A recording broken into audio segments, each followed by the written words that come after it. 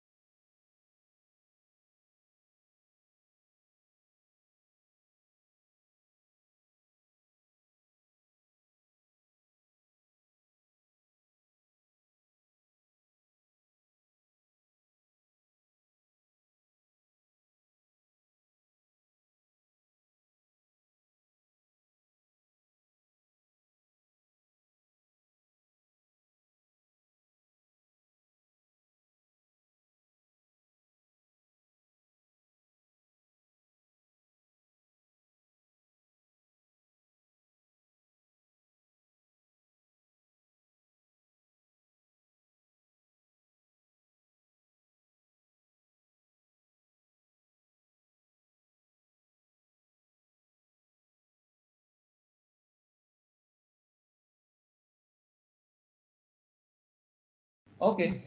Kasih Pak.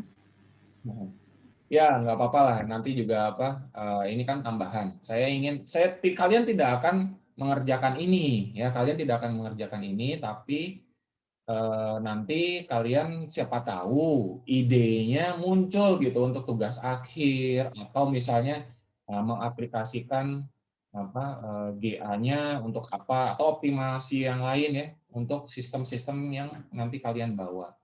Ya monggo saja gitu. Saya sih memberikan gambaran general saja. Oke. Jadi ini adalah sistem deskripsinya, kontrol targetnya adalah PMSM, variabelnya ada speed ya dan arus deki, kontrol methodnya simplified, kontrolnya 3, lalu gain tuningnya bukan optimization ya, gain tuningnya adalah GA. Lalu parameter-parameter GA-nya sendiri, saya akan mengecek 4 macam populasi, ya. Mulai dari populasi 20, 40, 60, dan 80. Generasinya sama, 100 semua. Generasinya sama. Generasi itu iterasi. Iterasinya 100 kali. Untuk tiap populasi. Jadi kalau misalnya 20, generasinya 100, artinya ada 2000 perhitungan. 40 ada 4000 perhitungan. Terus sampai selanjutnya. Selection-nya, metodenya pakai Rule, lalu crossover-nya, mutasinya adalah crossover arithmetic. Ini kalian monggo ya, cari sendiri penjelasannya. Oke, tadi saya sudah menjelaskan yang ini. Yang di slide yang sebelumnya, ya di slide yang sebelumnya tentang seleksi dan reproduksi. Ya, reproduksi itu crossover-nya. Oke. Lalu fungsi objektifnya yang mana? Fungsi objektifnya saya menggunakan 3. Ya. Tiga tes. Sebelum akhirnya saya menentukan mana yang paling bagus. Saya menggunakan IAE, Integral Absolute Error, ITAE, Integral Time Absolute Error, atau ISE, Integral Square Error. Ya. Apa yang diukur? Error kecepatan. Karena variabel yang saya atur adalah kecepatan. Oke, jadi bagaimana hasilnya? Ini, ya. Ini hasil awalnya, awal. Oke, hasil awal. Saat populasinya 20, persen overshoot yang saya dapatkan 0,27. Racing time-nya 0,03, lalu settling time-nya sekian, lalu steady state error ya, persentase tapi. Oke, persen steady state error-nya 0,9. Semuanya sudah bagus ya. Semuanya sudah bagus. 40 gitu ya. Ini kita lihat, saat populasinya lebih tinggi, maka persen overshoot-nya naik. Padahal makin banyak anak kan ya sebetulnya. Tapi belum tentu menghasilkan yang baik. Gitu. Saat 60 malah dia baik nih. Dan steady state error-nya adalah yang paling minimum di antara lainnya. Oke, baru ternyata yang 60 ini yang akan saya gunakan gitu akhirnya. Hasilnya berapa? Nih. Ya. KPI-nya untuk setiap controllernya, lalu responnya seperti ini. Respon kecepatannya. Kecepatannya seperti ini. Overshoot-nya sangat kecil gitu. Kalau kalian zoom baru kelihatan tuh. Tapi dia cepat ya, 0,05. Motor yang sangat quick respon. Susah. Lalu ini adalah respon-respon yang lainnya. Ini tidak akan saya bahas. Oke. Lalu, tadi menggunakan IAE, ya. Ini dengan menggunakan IAE. Lalu yang ITAE bagaimana? Sama, 60 juga yang paling bagus di antara populasi yang lain. Dan dia mengalami peningkatan, yang nanti akan terlihat. Peningkatan. Panitia. Ya, kenapa? Oh, kita aja semua. Ya, kenapa, Anggi? Buka Sepertinya kepencet ya. Oke. Oke, kirain ada pertanyaan. Ternyata ngobrol. Oke. Ya, lalu ini adalah hasilnya, ya. Hasil dari kecepatannya dan gain-nya untuk 3 controller. Ya, lalu ini ITAE, lalu ini ISE. Nah, ini ISE. Nilainya juga mengalami peningkatan pada 60, tapi kita lihat nanti ternyata tidak lebih baik juga ya dari ITAE. Oke, ini hasilnya. Ya. Nah, lalu kalau dibandingkan, nah ini ya. Kalau dibandingkan, nih error kriterianya, fitness function-nya yang saya gunakan, dari 3 ini ternyata ITAE yang paling bagus. ITAE ini yang paling bagus, dari KPI-nya ya sudah ditentukan. Besar sekali ya ini ya, karena saya menganggap bahwa ini sistem ideal. Oke, ini sistem ideal. Dan sistem karakteristiknya adalah yang paling baik. Maka nanti pada eksperimen, saya bisa menggunakan dasar ini dan menggunakan ITAE untuk real gain tuningnya. Gitu. Ya, jadi ini adalah proses desainnya, penentuan gain. Bahkan untuk menggunakan GA saja, fitness function yang digunakan tidak hanya satu, tapi banyak. Untuk menentukan gain tuning metodenya apa, saya bandingkan mulai dari trial and error, PI tuner, Ziegler-Nichols, jadi GA. Jadi inilah proses desain. Ya, tidak bisa tiba-tiba menentukan saya punya suatu sistem, saya akan menggunakan tuning gain Ziegler-Nichols. Kenapa? Pasti ada pertanyaannya seperti itu. Kenapa? Karena Ziegler-Nichols adalah metode matematik yang paling mudah. Buktikan, mudahnya di sebelah mana? Pasti selalu ada pertanyaan untuk mencari alasan kuat. Kenapa kita harus menggunakan metode itu? Ya, itulah desain, ya. Kompleks. Jadi ini sekalian supaya kalian paham nanti di DST. Kalian kan lagi DST juga ya. Desain sistem terintegrasi. Semuanya akan menjadi pertanyaan kalau ya kalian tidak punya dasarnya. Dan pertanyaan itu akan tidak terjawab ya. Pertanyaan itu jawaban kalian nanti nggak kuat. Kalian menggunakan metode apa? Jangankan metode, simulasi saja. Kenapa kalian simulasi? Karena pandemi, Pak. Nggak bisa kalian ngomong kayak gitu ya. Pandemi itu bukan alasan, oke? Nah, tidak ada hubungannya sama sekali antara pandemi dan result yang kalian munculkan, gitu. Nggak ada. Ya. Nggak bisa, gitu. Kalau pandemi kan nggak bisa kalian kontrol, ya kan? Tapi justru kenapa? Apa dasarnya itu apa sih? Misalnya pandemi, gitu. Kenapa kalian menjadi simulasi? Ya simulasi lebih bisa mencerminkan keadaan sebenarnya. Oke, keadaan sebenarnya seperti apa? Kayak gini. Nah, lebih enak gitu. Jelas gitu. Keadaan sebenarnya menggunakan motor DC. Oh, mana modelnya? Ada ini. Oke, itu parameternya apa? Parameternya hasil dari datasheet. jelas. Ya kan?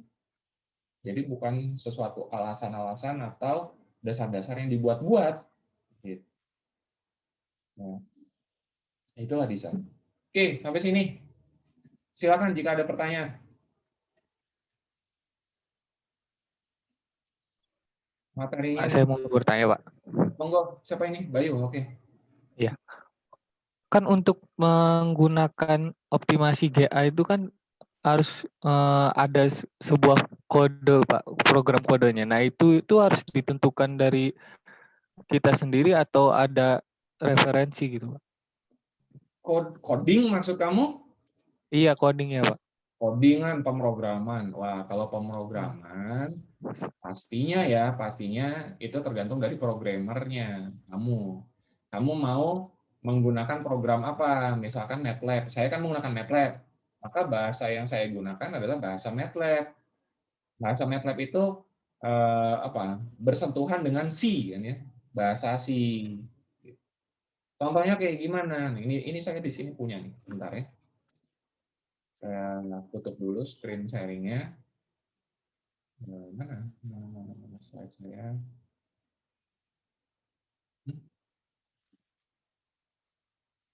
Nah, saya tunjukkan saja deh.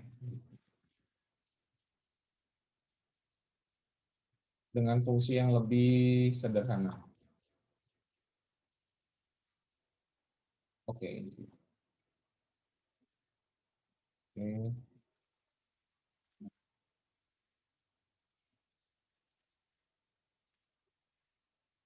Sudah kelihatan belum? Baik. Sudah, Pak. Sudah, oke. Nah, di sini adalah suatu contoh. Ya, ini saya besarkan dulu. Ini adalah satu contoh fungsi yang akan saya cari nilai optimalnya. Ini bukan tentang DC motor ya, bukan tentang motor apapun. Ini hanya fungsi saja matematik.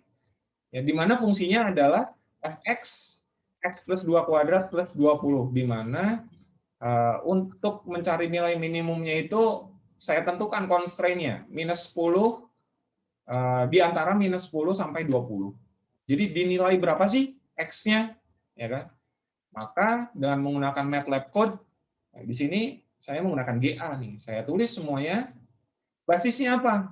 Ya, seperti biasa saya selalu mengatakan pada kalian, untuk belajar coding, untuk belajar MATLAB, ya, coding MATLAB itu sebenarnya cukup dari help-nya. Ini saya modalnya help ya. Saya tidak jago kok programmingnya. Saya nggak ngerti programming C kayak gitu. Kalau kalian bilang PTIA Bapak berapa juga PTIA saya jelek. Ya, saya tidak ahli di area pemrograman. Kalau pemrograman saya ya mungkin lebih baik kalian tanya dengan dosen yang lain. Selain saya ya, saya basisnya apa? Saya basisnya hanya logika saja. Kalau saya mau ke sini, maka ke sini. Saya tidak punya struktur pemrograman. Oke. Nah, tapi tujuannya seperti ini, mencari nilai minimum dari fungsi berikut. Lalu fungsinya apa? Untuk mencari nilai x-nya kan ya. Berapakah x-nya yang memiliki nilai minimum pada fungsi berikut? Paham ya? Jadi kita itu sedang ingin mencari nilai x-nya. Bukan nilai fx-nya, nilai x-nya. Nah, di sini saya program, ini salah satu contohnya, ya, lalu saya plot pergerakannya. Ya, saya plot pergerakannya, hasilnya kayak gimana nih? Ya, ini adalah baris dua program nih ya. Yang ini adalah main programnya, lalu yang ini adalah fungsi ininya, fungsi plot, ya, fungsi plot. Oke, jadi dengan ini coba kita lihat pergerakannya kayak gimana sih. Jadi di sini saya rekam nih hasil dari sebentar. Oke. Kebetulan saya videokan. Ya. Jadi fungsi yang merah ini adalah fungsi fx sama dengan x plus 2 kuadrat plus 20. Ya. Nah, yang merah ini. Dan kita ingin mencari nilai minimumnya di mana gitu kan. Nah, dengan menggunakan GA, proses GA-nya kayak gini ya nih. Di awal itu kita nggak tahu nilai minimumnya di mana. Kita anggap seperti itu ya, untuk yang jago matematik atau melihat grafik ini kan sudah jelas ya, nilai minimumnya yang paling rendah itu apa? Iya gitu. Tapi ini kan contoh fungsi sederhana. Dengan menggunakan GA, kita nggak usah mikir ngukur-ngukur kayak gitu, kita tinggal jalankan ya. Oh, sebentar. Kayak ini. Tinggal program tadi ya, maka plot ini akan muncul lalu bintang-bintang itu adalah proses GA-nya ya, mencari titik minimumnya secara otomatis. Kita nggak tahu di mana. Dan pada generasi tertentu dia akan terus di situ sampai akhirnya muncul, oh ini loh nilai paling minimum. Ini salah satu contohnya. Lalu ada lagi, nah ya. Dan ini adalah semua datanya ya, semua datanya nih, movement-nya. Mulai dari generasi pertama dengan populasi sekian, yang hasil Y-nya sekian, terus sampai akhirnya kalian bisa lihat. Nah, ini adalah X-nya, gitu ceritanya. Ya, semuanya jadi satu kan ya, menuju hasil yang akhir. Gitu. Asalnya berantakan, asalnya berantakan.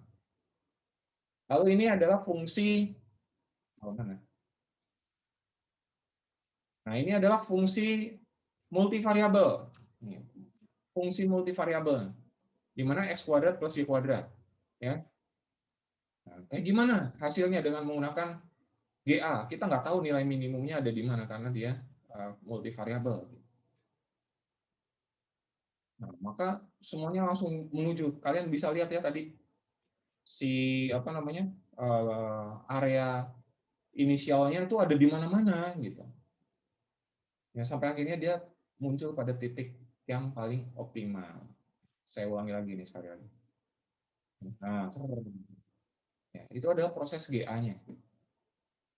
Ya. Dan ini adalah data movement-nya. Akhirnya muncul di sini. Oke, nah, jadi kayak gitu. Siapa Bayu? Kalau masalah coding, codingnya dari mana? Codingnya bikin sendiri. Tergantung dari sistem yang kalian inginkan, yang kalian tuning. Ya. Baik, Pak. Makasih, Pak. Yuk. Tambahannya adalah sistem itu bukan berarti kompleks ya. Ini saya peringatkan pada kalian, saya ingatkan. Nilai tadi, definisi dari optimasi itu kan untuk menyederhanakan suatu fungsi. Jadi kalau kalian punya suatu sistem yang sangat kompleks, kalian cari fungsi outputnya apa. Ya. Bukan berarti kalian modelnya itu dimasukkan sebagai fungsi fitness, bukan ya, bukan. Lihat dong, ya, ini enggak, ini kan hanya matematika biasa. Tapi kalian lihat di sini, tadi yang GA saya ya.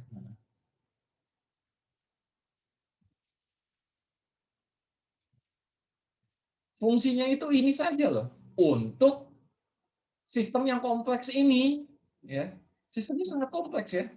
Tapi fungsi yang saya minimumkan itu cuma error kecepatannya saja. Sederhana kan? Nggak susah gitu. Ya, jangan cari yang susah, jangan cari yang susah fungsinya. Yang penting ada dasarnya. Saya ini fungsi ini saya tidak menetapkan sendiri ya, ini theoretical base ya. Ada kriteria-kriteria error kan. Kalau kalian masih ingat DSK atau yang lain ya. Oke, gitu Bayu. Yang lain? Baik, Pak.